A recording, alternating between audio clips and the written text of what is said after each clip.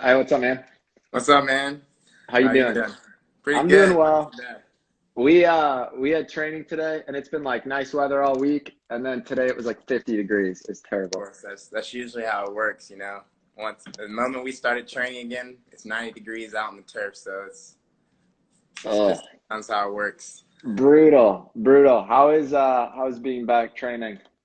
It's awesome. It's great because now we're all on like a more consistent schedule. Everyone's up in the morning early, getting in and out, so it's nice to have a bit more structure in there and you know each of your Yeah, days.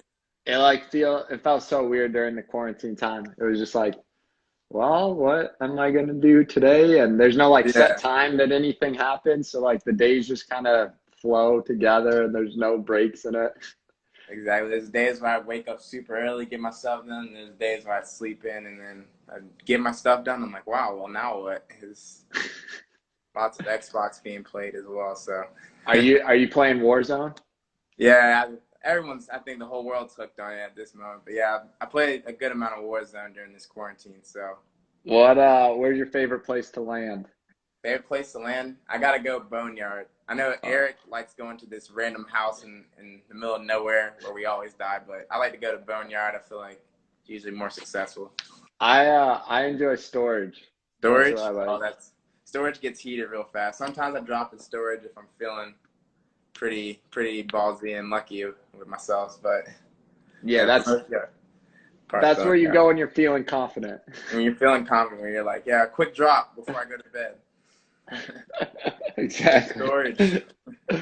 All right, Yeah. man. To get started, if you just want to introduce yourself, what position you are, and what club you're currently playing for. All right.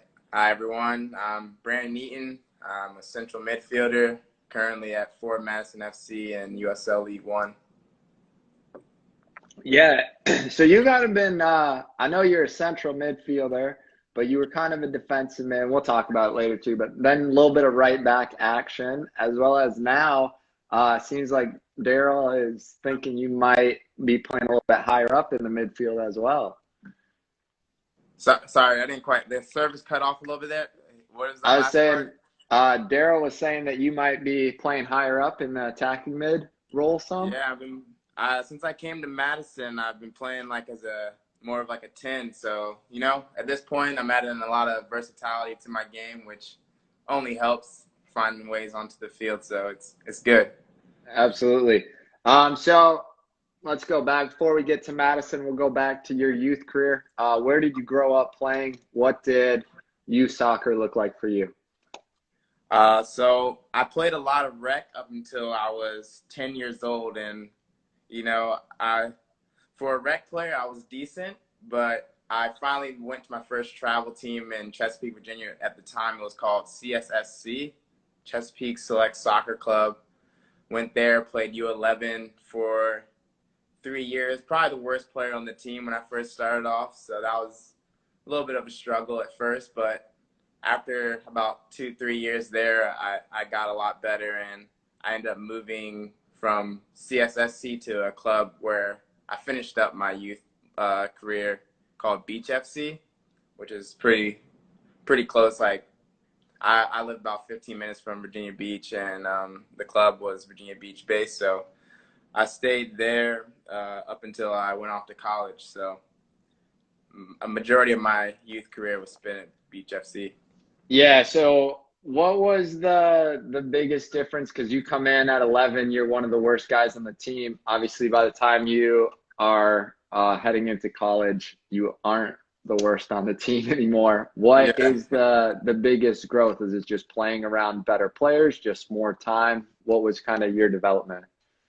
I think a lot of it was being around better players, like technically better, and seeing things that coming from rec at first I'd never seen before. I was like, oh, well, I guess I've been passing. Because I started playing when I was 4 and got to more of a travel, higher level when I was 10. So that was 6 years of thinking I was playing the game right. But then when I come there, people are moving differently. There's different tactics and technique as well. So a lot of it was just experiencing something new and kind of adapting to it and kind of doing my extra stuff off to the side and in Now, order to improve. were you a central mid at that point?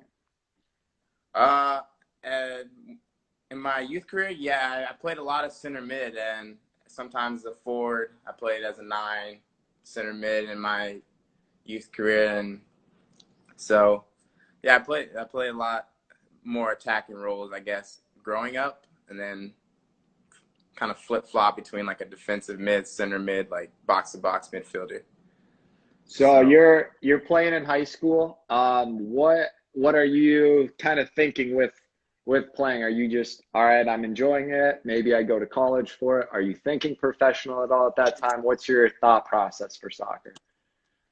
yeah, so I was one of those kids growing up that like I always thought I would be playing like in the Premier League. So for me, I always wanted to play pro. During my youth levels, like I wasn't really into the whole college recruitment. I had no idea of like college soccer until honestly my junior year of high school was the first time I really was like, oh, college soccer, sophomore year, like going into my junior year of high school. So unfortunately, I didn't get signed by Arsenal or any Premier League team, They but didn't come calling? yeah, they didn't come calling. Unfortunately, I'm still waiting, but yeah, that was kind of my mentality. Was always wanted to play pro and play at the highest level I can, and that was kind of what was my driving force throughout high school and my club career. Yeah, so talk me through how you came upon what university to attend. What did that process look like?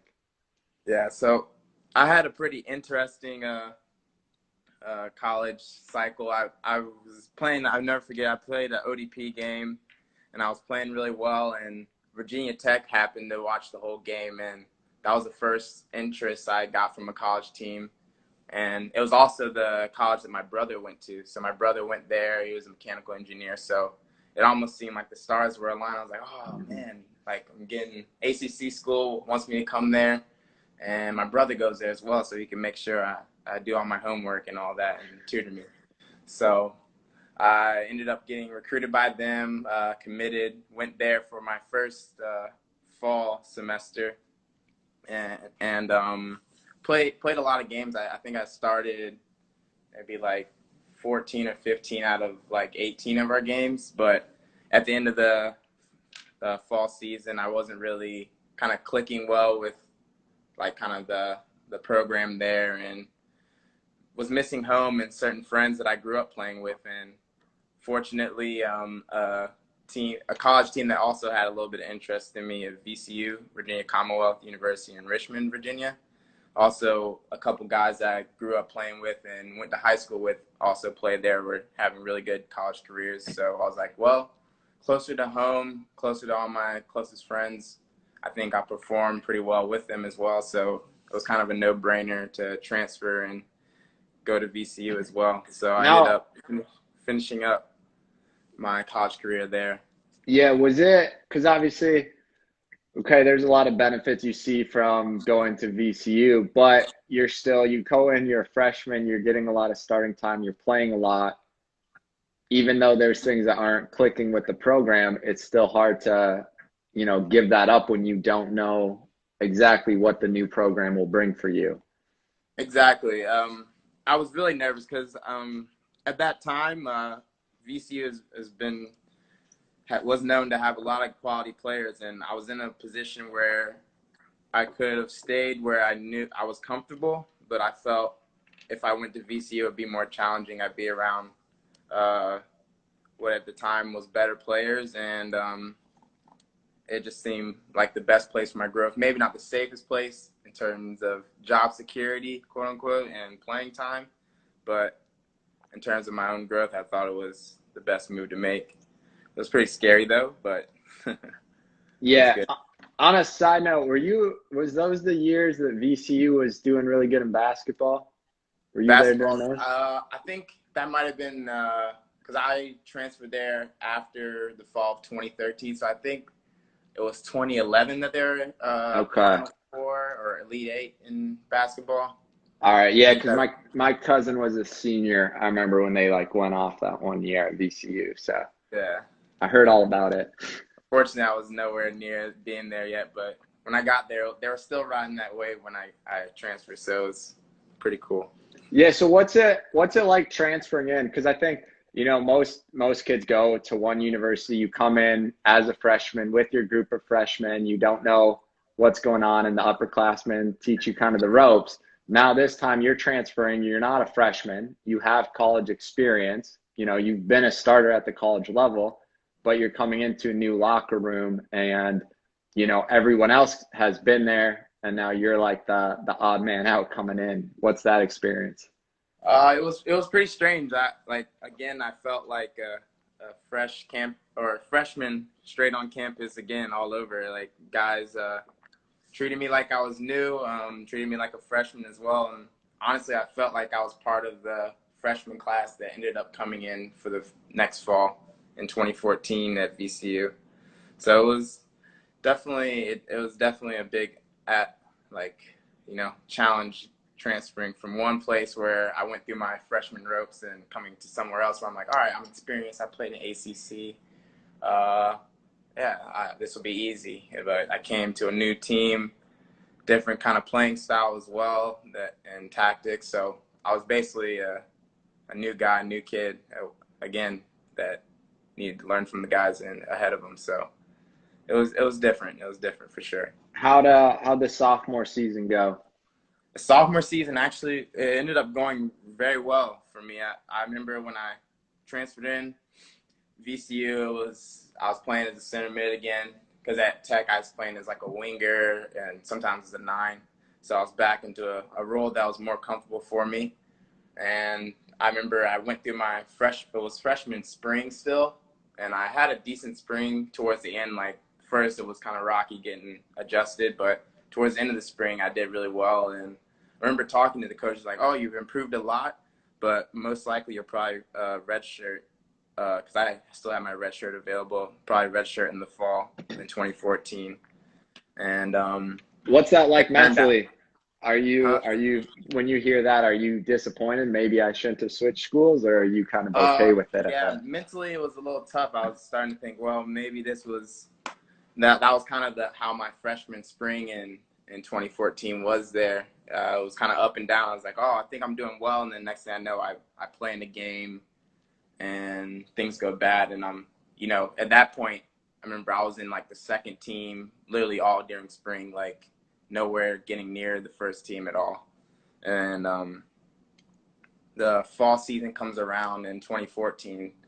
And I'm in the second group again, like almost floating between the third team and second team at times, at least the beginning. And fortunately, I came back really confident, and I did really well in the start of 2014. And I remember all throughout college, I was always like that guy that always had tons of nerves. Like I had like ups and down nerves, and like had to really be in my head at times to kind of keep myself balanced.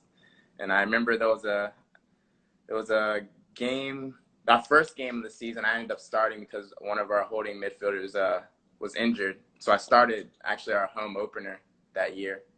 And I remember I played pretty well, but I gave away a penalty. Fortunately, they missed. And I was like, well, not only is the red shirt gone, but there goes the rest of this fall. And the next game we played another game. I came off the bench, but didn't start.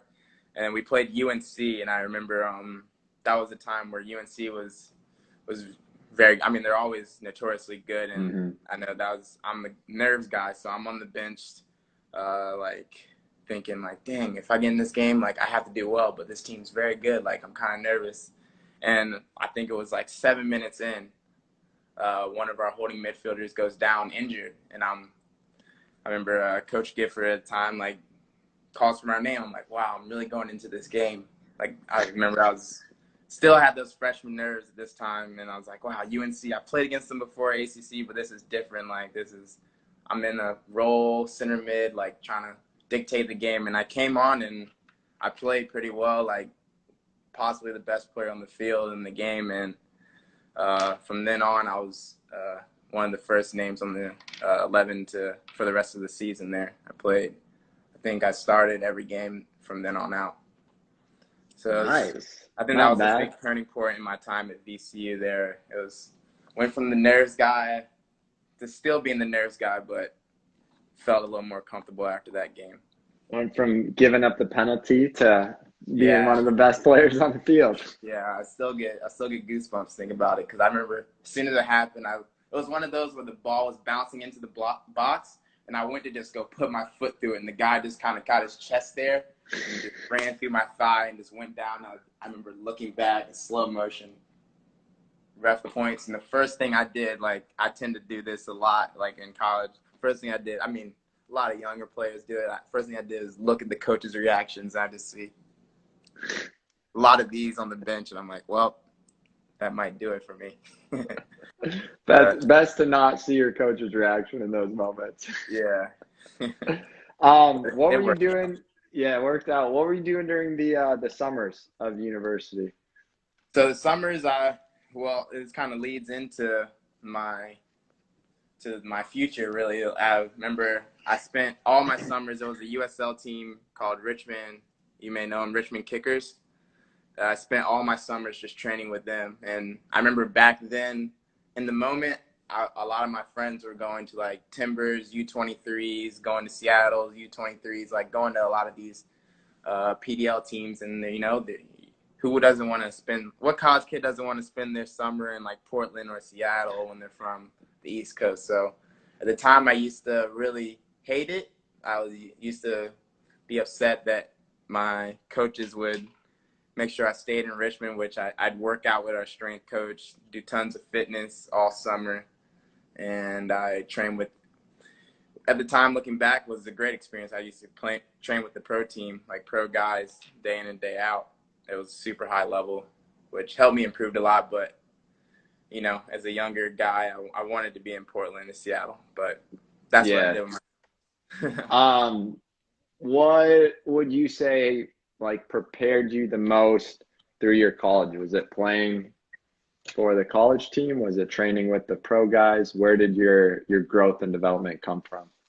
I think the main point of growth for me was the summers with Richmond because, during either the springs in VC or the summers with Richmond where I improved the most because a lot of the times during the fall, like the season's super fast, like 2-3 months, and it's all focused on your opponent and kind of getting ready and prepping, getting the body right for the weekends and midweek games. So it was tough to kind of have those improvements during the fall and spring. Hmm. Yeah, 100%. Yeah, the college season is like a sprint. It's such a whirlwind. Yeah. Um, so then talk about your playing at college, you're training with professionals in the off season. I'm sure that ignites even more of a passion or desire to want to go professional. Yeah, for sure. Like, I think I would hit a point, especially early in my junior year, when I started to think, yeah, man, I can definitely do this. Like, I talked to a lot of guys that have seen me improve, and they're like, yeah, it's a sure thing to happen for sure if you just keep working. And I remember I came back from a summer with Richmond Kickers, and I was one of the best players coming back to VCU, but went through some form dips and ended up finding myself back on the bench again and had to go back through another fight where, once it's always tough when you're in a place where you feel comfortable as a player, you think you're vulnerable or invulnerable to, being that player that's back on the bench, kind of riding that wave. But I think that was my junior year going through that kind of helped me mentally just balance myself because I went to the point where I always had lows that were really low. And then I got to this point where my highs were way too high where I couldn't kind of cope with, the negativity that may come. So that kind of helped me balance out that experience. Absolutely. Yeah. So then, okay, so you bounced junior years down a little bit. Senior year, you come out, you have a much better season personally. Actually, the senior year started off kind of similar. We changed at VCU. We changed our formation and to a spot where we play with a different kind of midfield, and at the time, the coaches didn't really feel that I was the right guy to be in that look for the team. So we went the first 4 games of the season. I was on the bench, and we started off 0-4, and then the following game, the team, I think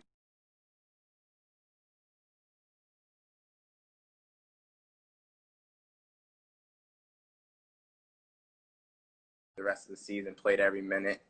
But that was another tough point for me where I had to, keep working, keep myself mentally strong, and hope that control the things I could control, and hope that it will kind of even its way out, which luckily it did. Yeah. Now at that point, because obviously, it's a pyramid from youth up to professional. So if you're in and out of lineups in college, does that at all mess with your confidence of professional soccer becoming a reality?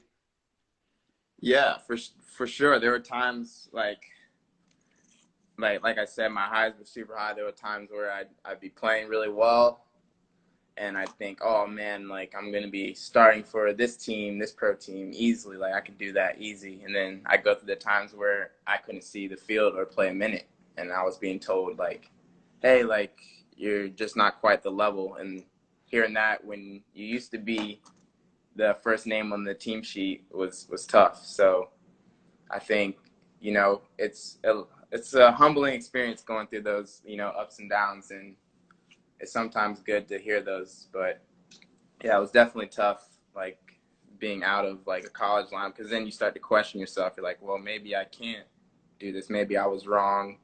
Maybe I didn't quite know myself as well as I did. So yeah, it was Yeah. tough. So you finished, and obviously, like, I think, from the outside in, it's like, oh, of course, like you trained with Richmond in the summers of your college, you go to college, you're from that, area. Of course, Richmond is going to sign you. But talk about the process that it went from finishing your college career to that professional contract. Yeah, it was tough. So I finished my college career in 2016. Went to like a couple combines really quick. I still had to come back and finish my degree in 2017. So fortunately, but unfortunately, I went to like Columbus Crew Combine, Pittsburgh Riverhounds, and Charlotte Independence. Nothing really turned out in my favor. So I went back to school, and Richmond was a club I already knew very well, and they invited me to come join them from preseason in February, where I was able to come back and do my schooling, no problem, and train with them. And I remember talking from February on. I'm like, oh, well, I'll just sign with them, easy. That'll be cool. But months pass, and I'm just a practice player. Months pass, and next thing I know, it's May. And I mean, I remember one of the assistants there. We were warming up one morning, and like I thought I was pretty consistent with my training there. I was there on time. It was never an issue. It was consistent with my play. And I remember he turns to me and is like, "So, what are you doing after you graduate? Like, what are your plans?" And in my head, I still have my nerves in my head, from they always will be there somewhat. I'm thinking, oh man, this is him trying to tell me like once I graduate, I'm done. Like they don't want me here. So I just told him, I was like, oh, well, I really want to play. And I gave him, I told him my ambitions that I think I can play at this level, hopefully somewhere, blah, blah, maybe here, I don't know. And he just shook his head. And I was like, oh, crap, I might not have said the right things. And, I remember talking to my college coach just about it each day. And because this is a long period, February, March, April, May. It's about March, April, May. Sorry. Yeah, it's like 3 months of just training. It's a long time to train with no No, thing you're working or something that you're going to get at the end of it. yeah. And I remember talking to some of the senior guys in Richmond, and like, I'm still like, that's the funny thing about the game is like, I went from being a senior to being a quote unquote rookie, where I have that freshman mentality all over again. So a lot of the senior players like, hey, just go. Coach at the time, Lee Cowshaw, you're like, go talk to Lee, man. Like, like voice ask them how you're doing, what can you do to like get that contract if you want it and stuff like that. If you really think that's what you want to do. And I was like, are you sure? Like I'm too scared to speak to him. And I think I did actually talk to him or text him, probably text him because I was way too nervous to actually go up and approach. And then I think he talked to me one day, and then I'll never forget. It was May 19th, that I was graduating. I was getting my gown and stuff together, and I just picked it up, and I get a text from the GM, Shelly, and she's like, hey, if you're in town, we would like you to come by City Stadium. We want you to sign a contract. And I was like, what? No chance, no way. And I remember right away I called my mom and I was like, I didn't ask for the figures. I didn't ask for anything. I just went there, drove as fast as I can, like, because I had graduation later that day as well. Like I had to walk. So it was a pretty cool experience for it to happen that way. I drove there, signed everything, didn't read one thing, and that was kind of how my first contract came. So a memorable day to very get memorable day. your diploma and a contract. Yeah, it was very special. I remember looking back and thinking, dang, I always would like talk crap about like having to spend my summers in Richmond, but it ended up being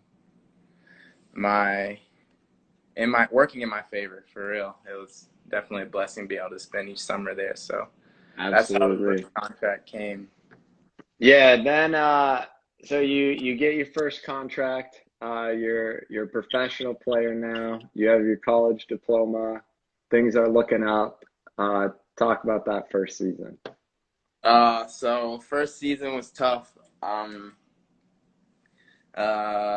was in the highest place in the world at that point. Got my diploma, got everything I really always wanted to. And I remember it was tough to get into the team. I thought I was playing well, but at that time there were a lot of quality midfielders in that Richmond team that it made it tough to even, get on the bench in Richmond. So there came a time where I was playing really well. I actually, it's a funny situation. I played in an exhibition against DC United, and I played DC's U23s actually. And I played a cross-in, and I like jarred my knee in the grass, and it was at a point where like the next couple minutes I couldn't really walk that well, and I ended up shaking it off, coming off a bit, and coming back on, and kind of going. I honestly went through the motions because I could barely run, and I was like, oh well, that's nothing. And I got treatment, talked to trainers, like, oh, you probably just sprained something in your knee, blah blah, like it's nothing serious. And I got an X-ray, nothing really was too bad. So I went about business, kept training, and I ended up playing well, continuing kind of like mentally I was in a good spot, and I ended up getting my first like start and debut kind of out of the blue against FC Cincinnati, of course. And I feel like it's just, they want to do it to the nerves guy. They want to put me in 20,000 people there. It was a awesome experience playing in front of that many people, but it was a little intimidating at first going to that place and being the first time I stepped in a pro environment on the field. But I ended up playing really well, and Coach Lee spoke to me and said, you did really well. And but after the game, I was in a place where I could barely walk, barely run, kind of like that same day. And training up to that point was the same way for me. There was times where I'd jar my knee, and I'd be like, wow, I can't walk for the next like 5 minutes. Like I have to sit down. And I'm the kind of guy where if no one's chopping off my legs, I'm going to try my best to play. So I finally got an MRI after that FC Cincinnati game, and it turned out I had torn my ACL. So that was kind of a shock to me. And I remember no one even believed me because after the FC Cincinnati game, that following week, I didn't train, and it was because I literally couldn't run. And I remember I remember Lee was thinking like, oh man, like, how's he not, he just played so well. Like, how is he not training this week? Like, why does he not want to, like, does he not want to train? Like, but then the MRI results came back and I had a torn ACL. So that ended the rookie season right there. So that Brutal. was really tough. Yeah. Yeah, I had a ACL, a meniscus that ended up ending my career. It just never healed right. But Really. so Sorry. you have that, and you go from highs of the high, you play in front of 20,000, ball out, then now it's injury, it's a long rehab process. You Yeah. don't know, is there a contract waiting at the other side or not? Yeah. What's kind of that rehab process like, specifically Uh, more so mentally? Mentally, it was super tough because I was in a place where at that point, that was the only pro game I had under my belt. So it wasn't like I was, a seasoned player in the league or anything like that.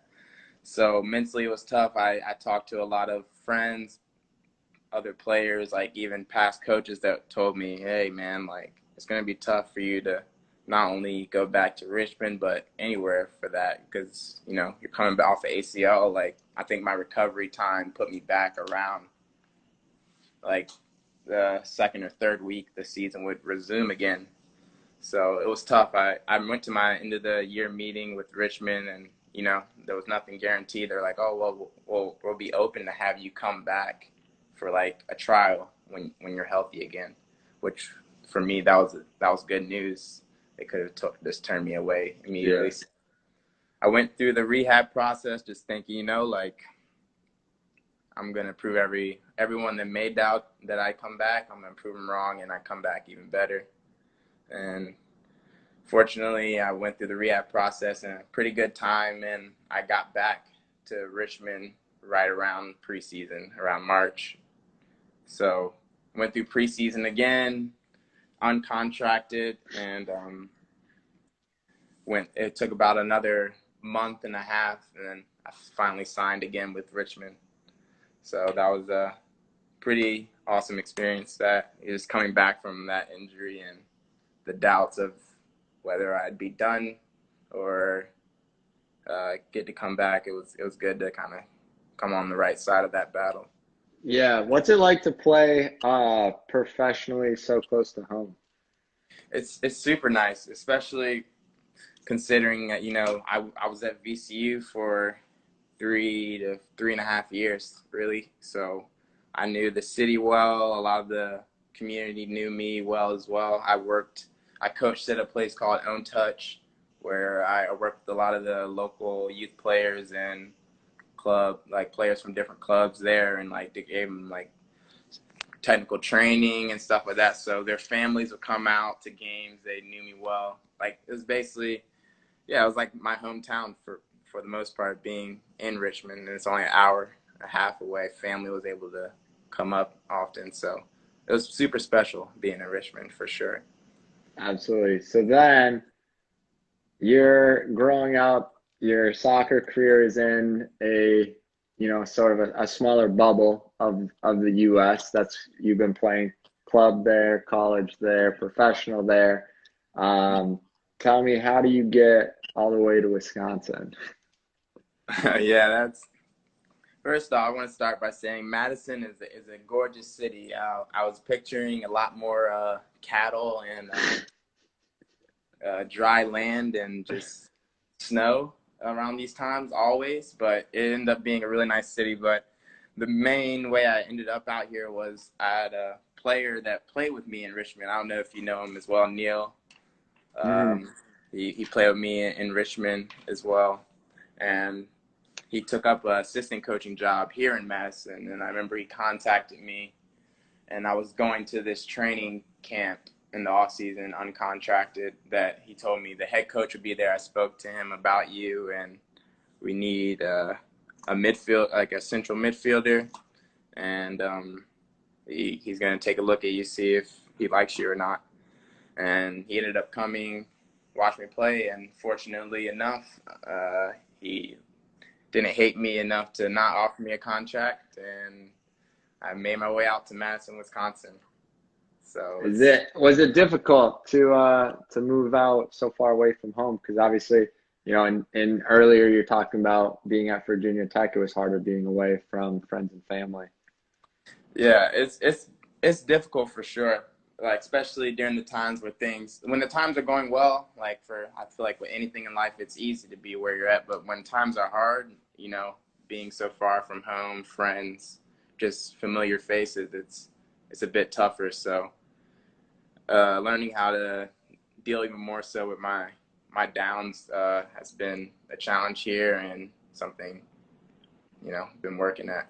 What's kind of been your way that you've been trying to work on that? How have you Uh, found growth? for me, I think just having a little more positive mental talks. There's often I still do it. It's kind of a yin and yang of how I think I've developed as a player is that I I have a bad tendency of forgetting my mistakes. Like if I make one bad, like in college, it was terrible. Like if I made a bad pass on a Monday, like I'd still be talking about it Saturday. I was that kind of guy. I wanted to be perfect in everything I did, and sometimes it would help me in terms of like locking down and trying to get better, and sometimes it would hinder me where my next pass I'm still thinking about the pass from four minutes ago. So I think becoming a little less of a little better of a critic towards myself has been what's helped me the most in my time here. How are you? You like Madison as a city. It's good in the summers. You're not there in the winter fully. You get Full out for a few months. What's it like playing? Because they're a newer club now. Obviously they're growing. Their fan base is strong. What's it like playing for them? It's awesome. Like you said, our fan base is growing and it's massive here. Like the community is fully behind the club. The club is behind the community as well, and it's something I think that is rare, not only in the States, but across a lot of leagues in the world, like lower division leagues, that there's so much support behind the team. Like we sell out each game.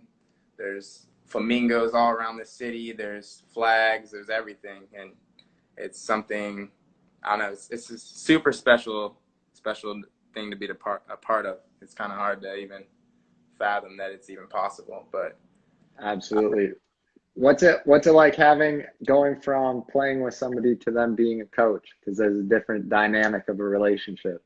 it's a little strange to see. Like I always admired Neil as a player, like his intelligence as a player. He wasn't bombing forward, athletic, like running circles around people, but he always seemed like he had time to like experience plays a big role. But yeah, it's weird having him as a coach because I'm used to Neil. I don't know if you know him very well, but he's an emotional guy. He's passionate, so there's a lot of times in training in Richmond he'd come in and he'd give someone some strong banter that they may not take well, and but I think the difference here now is he's toned it down a bit in terms of his banter and how he unleashes it, and he was a mentor before, but he's a really good mentor here now as an assistant, and really cares about not only developing the group but developing each player as well. Awesome. Looking back, if you could go back to 15-year-old self, what would be the biggest soccer-related piece of advice you'd want to give yourself? For me, like sorry, my phone's kind of dying a bit. I'm going to charge it. But yeah, for me, the biggest advice I would give myself would be to just, that's tough. After all I talk about, honestly, it would be just my mentality, just trying to be more consistent with that, because I think especially at this level, there's very few like putting players apart in terms of like technical ability. I think the biggest thing is their mental preparation before games, training sessions, and a lot of guys can make a pass from here to there, but it's how often they can do it. And I think a lot more of that is in their head than in their feet. So I think being more cognizant of my mentality at my youth level would maybe have made me a super human around these times. So that's what I go back and tell myself. Okay, I like it. Yeah. You touched on, you have nerves. Have you found different tricks or something to help you not have the nerves become a negative impact to you on the field? For me, I've read a couple books. I read a book called Mind Gym that I liked a lot that goes through a bunch of exercises mentally and Yeah, it's a good book. situations. Yeah, it's a good book. And I think that for me, just having a little more like a routine, for me, the biggest thing is just my preparation for things. Like I do extra work off after practice, and I think a lot of that, it does help me technically, but a lot of that makes me feel more prepared in moments where it matters. So if I do extra reps passing, it helps me when we do possession. I'm like, well, I've been passing on my own, doing this all weekend.